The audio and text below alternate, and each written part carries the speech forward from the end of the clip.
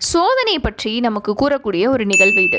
அஸ்ஸலாமு அலைக்கும் வரஹ்மத்துல்லாஹி வபரகாத்துஹு. நபி ஸல்லல்லாஹு அலைஹி வஸல்லம் அவங்க கிட்ட ஒரு சுஹாபி போய், அல்லாஹுடைய தூதரே, மக்களில் அதிகமாக சோதிக்கப்பட்டவங்க யார் அப்படின்னு கேட்குறாங்க. அதுக்கு நபி ஸல்லல்லாஹு அலைஹி வஸல்லம் சொல்கிறாங்க, நபிமார்கள் தான்.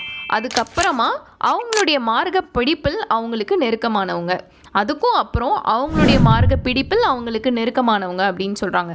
அதாவது ஒவ்வொரு மனிதனும் அவனுடைய மார்க்க பிடிப்பின் அளவிற்கு சோதிக்கப்படுகிறான் அப்படின்னு சொல்கிறாங்க. எந்த மனிதனுடைய மார்க்க பிடிப்பு உறுதியாக இருக்கோ அவனுடைய சோதனைகள் அதிகரிக்கப்படும்.